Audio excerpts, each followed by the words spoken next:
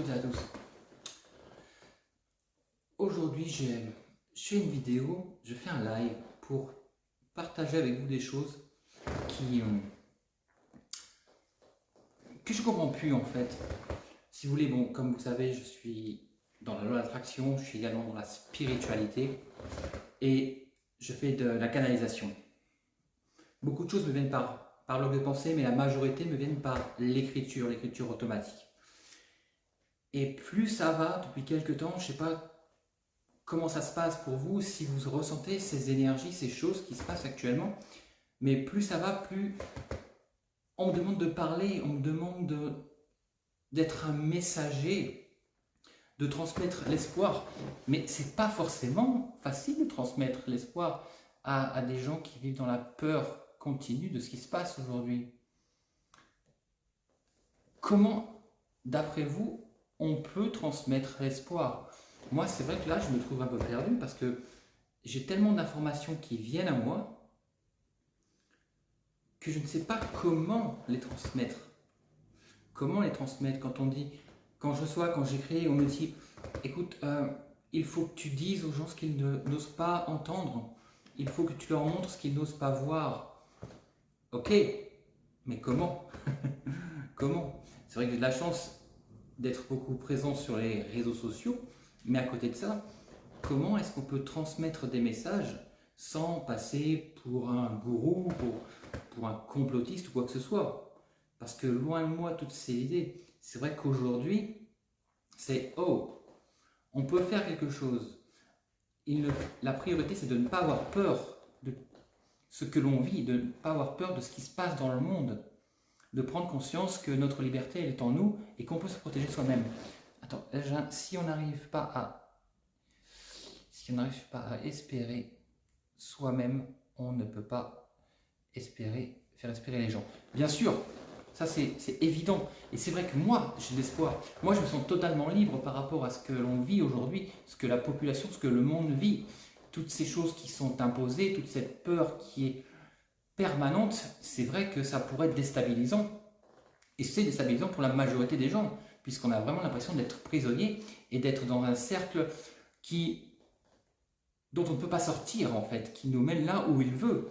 Et c'est pour ça que je me suis retiré des grosses villes, je suis en pleine nature pour pouvoir justement aujourd'hui profiter de ma liberté, car ma liberté n'a pas de prix et ma liberté, je me la crée moi-même. Et c'est pour ça, c'est peut-être ces messages-là qu'il faut que je puisse transmettre aux gens. Vous n'avez pas besoin de facteurs extérieurs pour être libre. Vous pouvez, votre liberté, elle est là, elle est là.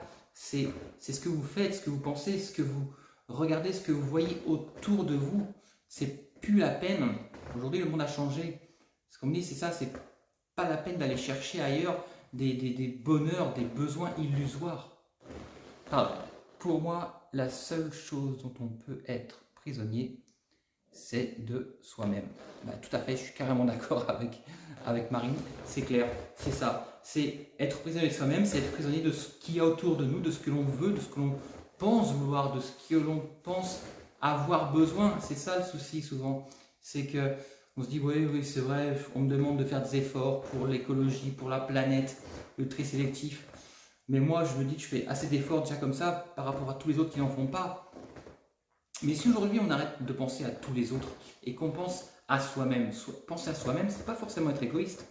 Penser à soi-même, c'est chacun en faisant du mieux qu'il peut pour lui-même, justement améliorera l'énergie, fera augmenter la fréquence vibratoire de la Terre et justement pourra améliorer les conditions. Parce que aujourd'hui, ce qui se passe, cette histoire de Covid que l'on subit déjà depuis 2 ans, à la sortie, est-ce que ce ne serait pas un signe de la nature, une dernière alarme pour nous rappeler que on court à notre perte, mais par nous-mêmes, à cause de nous-mêmes? Vous voyez ce que je veux dire? C'est pour ça que si chacun prend conscience que sa liberté lui appartient, que son bonheur lui appartient et qu'il n'a pas besoin d'aller chercher ailleurs pour être heureux, on pourra s'en sortir, chacune et chacun. Et justement, ces messages que je reçois, que j'essaie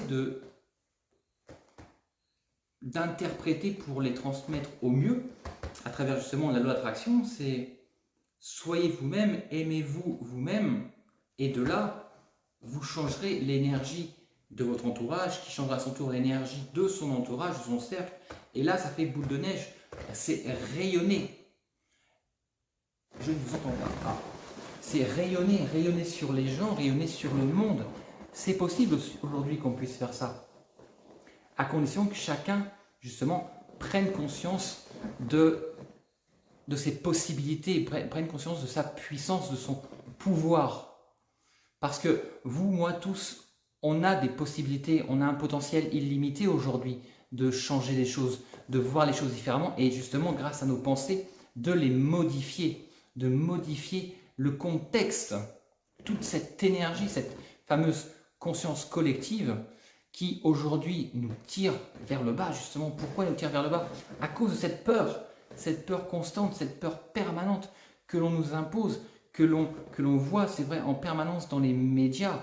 Et tout ça, ça nous tire vers le bas, nous tire vers le bas. Et plus on descend, moins on est puissant, on descend dans l'ombre, si vous voulez. Et c'est vrai que, je vous dirai la vérité, c'est que les messages que je reçois font peur. font peur. Mais il y a de l'espoir, il y a une possibilité, à condition que chacune et chacun, justement, prenne conscience de son rôle. Le fait d'avoir peur est une chose. D'un autre côté aussi, il faut permettre aux choses d'arriver, à ce qui se passe aujourd'hui dans le monde. Il faut permettre le fait que des gens vont mourir, des millions de gens vont mourir. C'est vrai que j'avais eu un message il y a quelque temps, on disait d'ici 2023, il y aura 10 millions de morts. Ok, mais on y est déjà, vous voyez. La prise de conscience, elle est là en fait. C'est que aujourd'hui, tous ces messages qui viennent justement de l'univers, de la source ou de quoi que ce soit, c'est pas évident de les transmettre parce que les gens ne sont pas encore prêts à les recevoir. Vous voyez, on croit en les médias encore, on croit en les pouvoirs, on croit en les religions. Sauf que les religions aujourd'hui, on peut dire ce qu'on veut, elles ne sont pas présentes, hein. Elles ont pris de la distance, c'est pas notre faute, nous on n'y peut rien. Hein. Là, c'est hors de contrôle, vous vous débrouillez quoi. Mais c'est pour ça que chacune et chacun aujourd'hui doit prendre conscience que son rôle est là, que effectivement, on dit il faut prendre des distances, ne pas se mélanger avec les gens. Ok, éloignons-nous le temps de restabiliser ça. Reconnectons-nous à nous-mêmes pour pouvoir justement nous reconnecter à la Terre par la méditation, par la visualisation, ne serait-ce que par l'ancrage, par la nature. Aujourd'hui, on a deux choix, soit on est en ville avec plein de monde autour. Hier, j'étais en ville, il y avait des gendarmes partout qui contrôlaient, dès qu'il y avait des groupes de gens qui étaient trop proches, on les faisait s'éloigner. Écoutez, moi, pour éviter ce genre de choses, je préfère encore être à la campagne et me connecter à la terre. Vous voyez, c'est facile d'aller à la plage, d'aller marcher sur le bord de l'eau et de se connecter. Vos racines sont extrêmement importantes car en vous connectant à la terre, vous justement remontez ces vibrations. Donc, il ne faut pas avoir peur de ça. Il faut se dire, oui, la méditation, oui, ça sert. Des millions de gens la pratiquent aujourd'hui. Je peux essayer. C'est justement, simplement par la respiration. Et ne serait-ce que là, vous repositivez, justement, votre esprit. Vous reposez votre esprit, vous le positivez. Et de là, qu'est-ce qui se passe? Vous créez de l'énergie positive autour de vous. Et plus de gens le feront, plus cette énergie, cette conscience collective évoluera, montera, se développera et justement fera du bien à l'humanité. Aujourd'hui, on peut tout changer. Oui, on y croit. Oui, mais si on n'y croit pas, c'est difficile. Mais, bien sûr. À partir du moment où on n'y croit pas, c'est sûr que c'est difficile. C'est pour ça que les gens ne croient qu'est-ce qu'ils voient. Alors qu'en fait, la vérité, c'est que les gens ne voient que ce qu'ils croient. Vous voyez la différence qu'il y a entre ces deux choses? Je ne crois que ce que je vois ou je ne vois que ce que je crois. À partir du moment où vous acceptez le fait que que vos pensées créent votre réalité, là, vous allez commencer à prendre conscience de votre pouvoir. Et justement, allez créer ce que vous voulez voir, ce dont vous avez besoin. Comment est-ce qu'on peut croire aujourd'hui? C'est la question que je me pose en fait. C'est pour ça que là, je ne sais même plus vers qui me tourner parce que au niveau des thérapeutes, des gens qui justement sont connectés, eux sont dans la même expectative que moi. C'est comment est-ce que l'on peut transmettre ces messages à des gens qui ne croient pas, parce que c'est vrai que depuis des milliers d'années, les religions sont là pour nous faire croire à plein de choses. Les médias sont là et les pouvoirs sont là, les gouvernements sont là pour nous faire croire, pour s'occuper de nous en fait. On les a laissés faire en fait. On leur a donné la responsabilité de nos vies. Donc, à quoi ça servirait de croire à quelque chose ou de vouloir croire alors qu'on s'occupe de nous? C'est par facilité. Vous voyez? Croire, à partir du moment où vous commencez à parler de spiritualité, on va vous prendre pour un gourou. Si vous commencez à envoyer des messages de attention, danger, faites quelque chose, on va vous prendre pour un complotiste. C'est vrai que c'est pas évident de communiquer. Surtout avec toutes ces croyances justement très très anciennes aujourd'hui qui sont en place. Et si on ne voit pas, attends, et si on ne voit pas, on ne le croit pas. Oui, c'est clair. Si on ne le voit pas, on ne le croit pas. Mais que faut-il voir en fait pour croire? C'est ça la question. Que faut-il croire pour voir? Est-ce qu'aujourd'hui les gens ont besoin de voir un miracle pour dire oh, oui, c'est bon, je sais qu'il y a de l'espoir parce qu'il y a un ange qui est apparu à tel endroit? Non, puisque ce qui sera rapporté, c'est qu'une personne a vu un ange, une apparition, et de là, l'Église va arriver en disant non, on dément, c'est totalement faux, c'était pas la réalité. Vous voyez? Donc que faudrait-il aujourd'hui qu'il se passe sur Terre ou quelle personne aujourd'hui pourrait se lever et se dire oh, c'est vous, vous êtes l'avenir, vous seul pouvez sauver les choses, vous seul pouvez sauver le monde. Vous voyez ça? Et c'est ça aujourd'hui qui m'inquiète. Et c'est pour ça que je fais ce live en fait.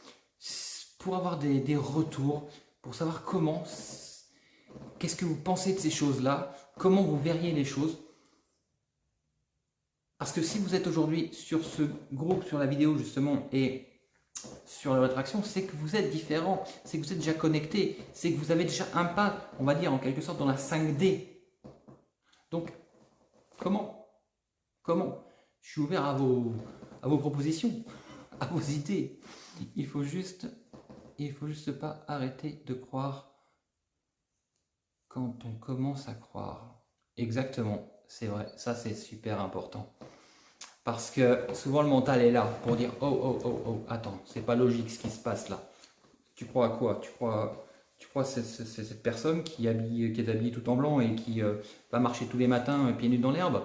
C'est pas possible, ça n'existe pas. Et pourtant, si ces gens-là, waouh, respect quoi. Respect, parce qu'ils ont accès à des choses auxquelles la majorité de la population aujourd'hui n'a pas accès et qui pourtant pourraient tout changer.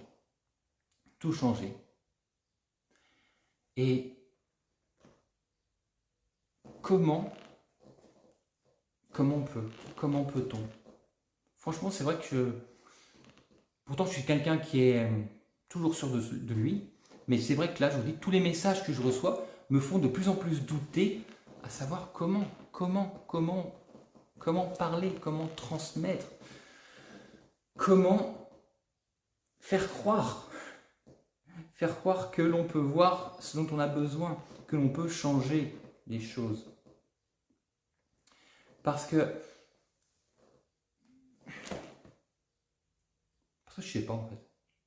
J'ai des pages, des centaines de pages écrites qui me répètent toujours la même chose. Et waouh Comment les transmettre sans passer pour un illuminé?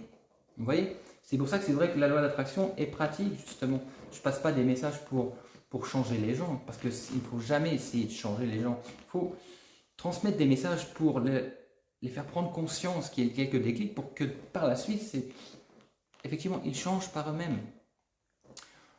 Mais aujourd'hui, qui croit en la loi d'attraction? Quand on sait que c'est vous qui créez votre réalité, la loi de la manifestation, comment y croire? Et pourtant, on a des exemples en permanence. Chacun dans votre vie, vous avez des exemples tous les jours de synchronicité, de hasard, de rencontres, des choses qui sont magiques. On appelle ça des miracles. Oh, c'est un miracle qui m'est arrivé. Ben non, c'est pas un miracle, c'est vous qui l'avez créé, justement. Alors si vous croyez, si vous prenez conscience que vous créez ces miracles journaliers dans votre propre vie, pourquoi aujourd'hui ne pourrait-on pas croire que l'on peut le faire? Que l'on peut changer à une plus grande échelle? Vous voyez? Parce que ce que chacun fait de son côté, si on commence à le multiplier par 10, par 100, par 1000, par 10 000, par 100 000, c'est toute une énergie mondiale qui changera. J'ai vécu pendant quelques années, pendant 3 ans en Thaïlande, et cette conscience collective est là, cette énergie est là. On peut dire ce qu'on veut quand on est de l'étranger, parce que c'est vrai que ce que l'on relaie, les informations qui sont reliées dans d'autres pays, c'est pas la vérité, c'est pas la réalité, c'est toujours amélioré, modifié pour pouvoir plaire au public qui reçoit cette information. J'ai vécu dans une île également où on a eu un gros cyclone, et bien la conscience collective, tous les locaux qui vivaient là-bas n'ont rien eu du tout. Ils ont perdu leur maison, ils ont perdu leur mobilier, ils ont perdu leur voiture, mais ils n'ont pas perdu leur âme, ils n'ont pas perdu leur joie de vivre. Vous voyez? Alors que tous les expatriés comme moi, hein, personnellement, qui a perdu sa maison, sa piscine, son business, on pleurait tous. Parce que tout ce qu'on avait construit, on l'avait perdu. Pourquoi? Parce qu'on s'attache au matériel. Voilà. On s'est attaché au matériel. Et on n'avait pas prévu ça. On avait peur de ce qui allait se passer, mais on n'avait pas peur pour nos vies en fait. On avait peur pour notre maison, pour notre activité, pour notre voiture, pour notre bateau. Alors que les locaux, avec cette conscience collective de dire c'est pas grave, si ça se casse, on reconstruit. Si j'ai pas une voiture, j'irai à pied. Quoi qu'il en soit, ce qui compte, c'est que je sois en vie et que je puisse me nourrir. Mon bonheur, il est là, c'est tout. Leur bonheur était là. Et ces gens-là, ils ont été, eux, malgré ce qui s'est passé, ils ont équilibré justement cette énergie pour que le cyclone, effectivement, fasse de gros ravages, mais qu'il n'y ait que 10 morts. C'est rien par rapport à la population qu'il y avait. Vous voyez? C'est comme ça aujourd'hui, en ayant vécu ces expériences, c'est comme ça aujourd'hui que je vois ce que l'on vit actuellement par rapport à cette pandémie. C'est que ceux qui ont peur et ceux qui refusent de voir ça, ils se mettent dans le système et ils le subiront.